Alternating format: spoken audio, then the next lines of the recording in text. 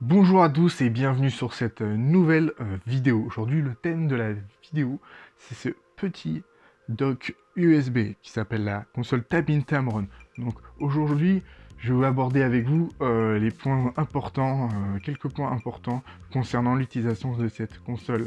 Voilà. Donc en tout premier lieu, lorsque vous achetez différents objectifs Tamron, ça peut être le 90 mm, ça peut être le 24-70 qui ouvre à 2.8, etc.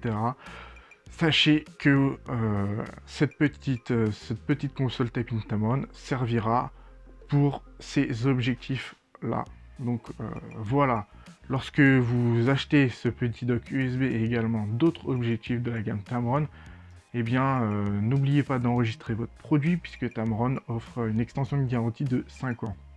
Le deuxième point important est que dans la description de cette vidéo YouTube, je vais vous partager le lien où il y aura tout le descriptif, toutes les étapes à ne pas oublier et les choses à ne pas faire pour ne pas justement endommager votre téléobjectif ou votre objectif Tamron, puisque voilà, il y a vraiment un processus à suivre qui est assez strict. Donc voilà, je vais vous mettre ce lien dans la description de la vidéo pour vraiment que vous ne soyez pas perdus. La troisième chose, c'est que si vous avez un problème de voile sur votre téléobjectif ou votre objectif Tamron, ou également un problème de le viseur qui saute pendant plusieurs secondes, eh bien ce n'est pas normal. Alors il se peut que malheureusement sur un défaut d'usinage de production, eh bien certains objectifs soient défectueux, donc ça peut tomber sur vous, malheureusement. Donc dans ce cas-là, si vous avez, par exemple, un des problèmes que j'ai cités auparavant, ça tombe sur vous, eh bien n'hésitez pas à renvoyer à votre revendeur l'objectif pour qu'il puisse vous l'échanger. Donc ça, c'est vraiment très important. Faut savoir que durant cette vidéo, je suis avec mon Index que j'ai acheté il y a quelques mois. Donc voilà, j'ai changé mon 6D Mark II qui s'avérait ne pas me répondre à mes besoins en tant que pour la photographie animalière. Donc voilà, j'ai préféré prendre un Index qui est beaucoup plus performant et qui correspond à la gamme Pro de Canon, de chez Canon. Donc voilà, du coup j'ai mis mon Tamron 150-600 G2 dessus et c'est avec ça que je vais vous faire quelques démonstrations. Je voulais aussi m'excuser par avance si la qualité de la vidéo dans cette première partie, parce que là je vais vous filmer le viseur optique avec mon téléphone, donc vous pourrez voir comment se comporte l'AF dans, dans cette première partie de vidéo. Vous comprendrez également quel est le problème que moi j'ai eu en tout premier lieu lorsque j'ai reçu mon Tamron, c'est-à-dire ce problème de front back focus, c'est-à-dire que l'autofocus fait des oscillements d'avant en arrière sur un élément. Donc là, c'était vraiment accentué lorsque je l'ai reçu. Je pouvais très bien avoir un merle, une pie, une mésange bien dans mon collimateur central. Pourtant, c'est le collimateur le plus précis chez Canon. Et bien, j'avais ce défaut-là de front et back focus sans cesse et plusieurs fois à répétition. Donc c'était vraiment un problème récurrent. J'étais vraiment agacé et énervé, mais en faisant des recherches, voilà, je me suis procuré cette console-là et du coup, le problème est résolu. Donc voilà, j'ai plus eu de soucis et je suis très content. Et d'ailleurs, ça me permet également de personnaliser mes réglages suivant les besoins. Donc voilà, j'arrête de parler et je vous montre cette première partie de vidéo. Dans le viseur de mon Canon 1DX plus le Tamron 150-600 G2. Donc voilà, ça c'est la config que j'ai paramétré pour mon usage personnel, c'est-à-dire que j'ai changé la sensibilité de l'autofocus à 300 et 600 mm. Donc on voit que il arrive à faire la mise au point. Alors je suis désolé si la qualité de la vidéo est pas top, mais en gros je filme avec mon téléphone pour vous montrer voilà, les images dans le viseur. Donc on peut voir que il est assez rapide, hein, il est très réactif. Voilà, lorsque j'appuie à mi-court sur le déclencheur. Par contre, des fois, bon, il a du mal à faire, vraiment, même avec l'index, même en étant un collimateur central, à faire la mise au point, par exemple sur de l'herbe, des éléments perturbateurs, des branches. Donc voilà, il galère. Donc quand c'est des gros éléments, des arbres, des branches, il n'y a pas de souci, hein, il fait très bien la mise au point. Il n'y a aucun souci sur ça. Mais voilà, lorsque vous sélectionnez, par exemple, lorsque j'ai des éléments perturbateurs comme ça, branches, etc., où vraiment il y a trop de végétation, il a du mal, hein, et propre aux objectifs, ils aiment pas trop les éléments perturbateurs lorsque vous photographiez des petits oiseaux, des oiseaux, même des mammifères, hein. Généralement les autofocus n'aiment pas trop, mais c'est vrai que le Tamron G2 a un peu plus de mal, je dirais que plus de mal que les sériels, mais après c'est normal, hein, c'est pas du tout les mêmes tarifs, c'est pas du tout la même qualité optique, etc. Bon, voilà, on se retrouve pour la suite de la vidéo. Voilà, on est dans l'interface euh, du logiciel Tamron Taplin Utility. Donc voilà, le mini dock USB a reconnu mon Tamron 150-600 G2. Donc lorsque vous allez le connecter, les connecter ensemble, si c'est la première fois, il va vous demander, c'est pas improbable qu'il vous demande de mettre à jour le firmware. C'est ce qui s'est passé pour moi. Donc c'est ce que j'ai fait. Faut savoir que lorsque vous mettez à jour le firmware vers un plus récent, vous ne pouvez pas revenir en arrière et revenir sur un firmware précédent. Donc voilà, ça, petite chose qu'il fallait savoir. Donc là, on voit mes réglages. Alors ils étaient pas comme ça au début, hein, à 400, 500, 600 mm.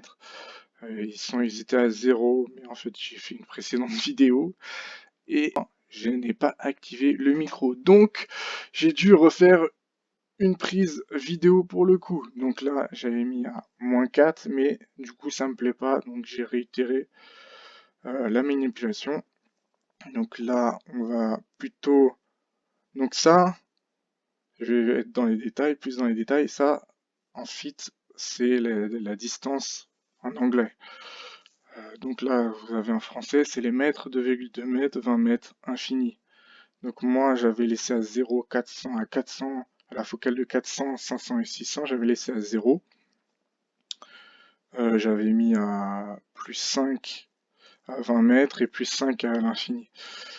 Donc là, quand vous réglez à plus 20, c'est-à-dire vous augmentez la sensibilité, la vitesse de mise au point de l'objectif vers l'avant, quand vous mettez dans des valeurs négatives, vous augmentez la sensibilité lorsque vous avez besoin de faire la mise au point vers l'arrière. Donc c'est-à-dire, par exemple, un sujet qui se rapproche vers vous, un animal.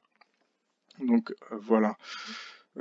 Plus 10, c'est trop, je pense. Surtout aux valeurs d'infini, on va laisser à plus 6, ou non, plus 7, je vais plus aller à plus 7. Voilà, j'avais mis trop haut. 400, on va laisser à plus 5. On va faire quelque chose de progressif. De toute façon, ça c'est les valeurs pour moi. Mais je vous montre en même temps, comme ça vous aidera pour la suite. Parce que c'est vrai que comme ça au premier abord, c'est un peu... bah ça fait un peu flipper quoi, on n'a pas envie de faire des conneries, donc c'est normal. J'ai mis à plus 7, mais... Ouais, je vais laisser à plus 7. Là, j'ai trouvé que c'était trop... Je vais baisser, mais je vais être à -2. Je vais pas trop... Ce qu'il faut ne pas faire, c'est surtout pas, c'est mettre par exemple 400 à 500 et à 600, des valeurs extrêmes, -20, et après à 20 mètres vous mettez plus 20, et à l'infini vous mettez -20. Ça va faire une espèce d'oscillement sur votre téléobjectif, c'est pas bon. J'ai pas touché aux valeurs entre 150 et 300. Je trouvais que c'était très bien. Donc, comme je suis satisfait du résultat, j'y touche pas. Je pourrais même moins... Ouais, je vais mettre à plus 4. Je vais essayer vraiment de faire quelque chose de cohérent. Après, vous avez la rubrique limitateur de distance de mise au point. Donc là, on vous indique bien que c'est la position basse. Alors, ce qu'il faut pas faire là également, c'est mettre des valeurs qui sont trop rapprochées l'une de l'autre. C'est-à-dire, je déplace ce curseur là, par exemple à 7 mètres, et je viens placer l'autre tout près de l'extrémité rapprochée. Je viens déplacer ce curseur là à tout près du 7 mètres. Il faut pas rapprocher les extrémités. Il faut pas que la jauge soit trop rapprochée entre l'extrémité rapprochée et l'extrémité éloignée.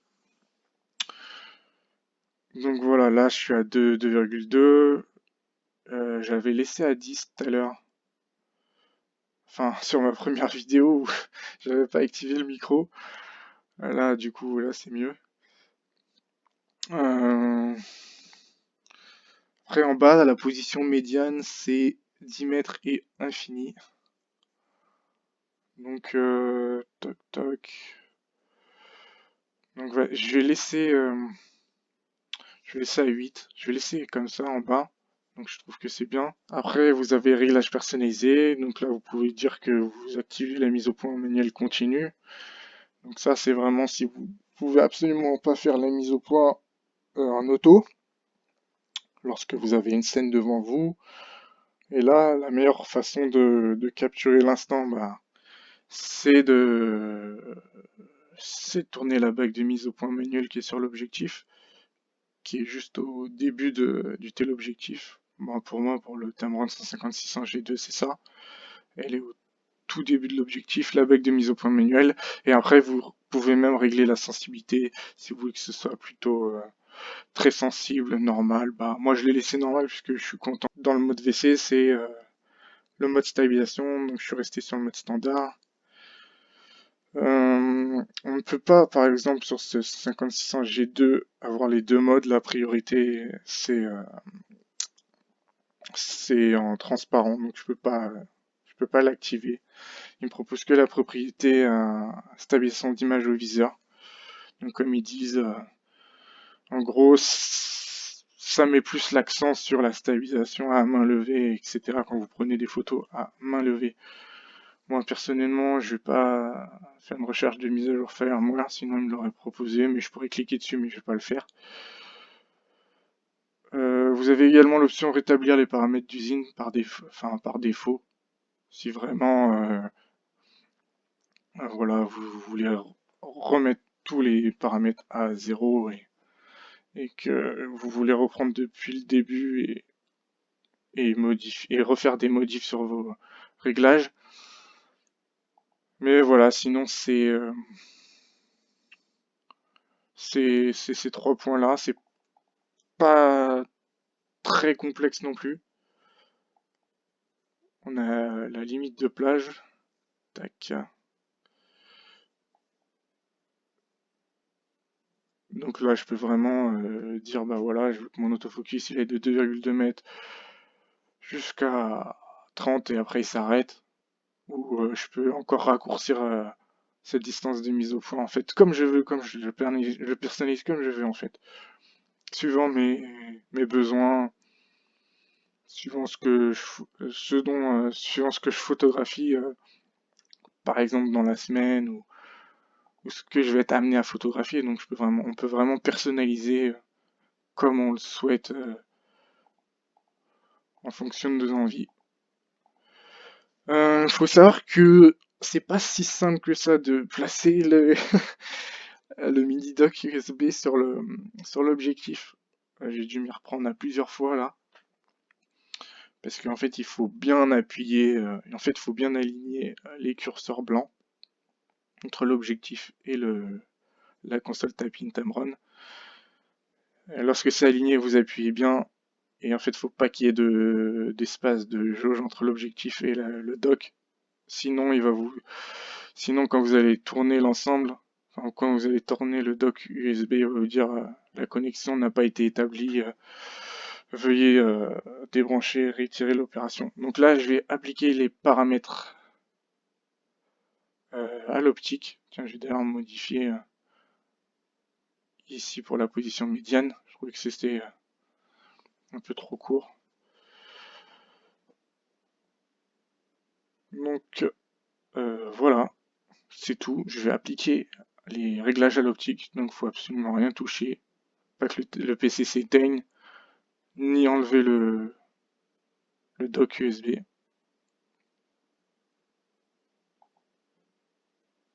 Ça s'affiche, on le voit bien.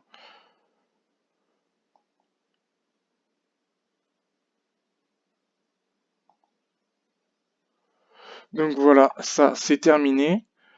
Et aussi un petit truc à savoir, c'est que lorsque c'est bon, quand c'est bien aligné, vous avez une LED bleue qui s'affiche quand tout est bien connecté, l'ensemble est bien connecté. Donc même lorsque vous débranchez, vous éteignez, c'est important de voilà d'aller dans quitter. Et après, lorsque cette LED elle s'éteint, vous pouvez débrancher l'ensemble. Voilà, je vous montre un peu. Alors là, j'ai mis le mode de mise au point de 2,2 mètres à 10 mètres. Donc voilà. Donc là, je suis toujours à 600 mm en focale. Donc là, l'autofocus sera vraiment précis pour les sujets entre 2,2 mètres et 6 mètres. Voilà, je fais la mise au point sur différents points. Je vais essayer de faire par exemple la mise au point sur l'arbre qui est là-bas, pour voir si il prend bien en compte la distance. Bon, ça doit faire à peu près 10 mètres, puisque là, il n'a pas trop de soucis. Également sur la nichoire, donc ça va. On peut faire sur le muret. Désolé, j'essaie de filmer avec le téléphone, c'est pas toujours évident. Donc voilà, il se débrouille vraiment plutôt bien, même avec les branches, les feuilles. C'est pareil. On va essayer le pot là, le vase. Donc voilà, même les petits éléments. Voilà. Donc ça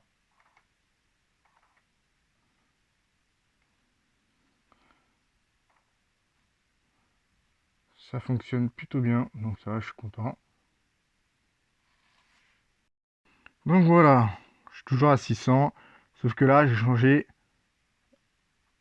le mode de mise au point. Donc j'ai mis sélectionner le mode 10 mètres et infini. Donc je fais la mise au point sur d'autres éléments, branches, arbres. Même le mur, il prend en compte. Les feuilles, c'est pareil. Donc voilà, ça réagit plutôt bien. Je vais sélectionner l'arbre. Ah non, ça c'est l'arbre de devant, pardon, je me suis trompé.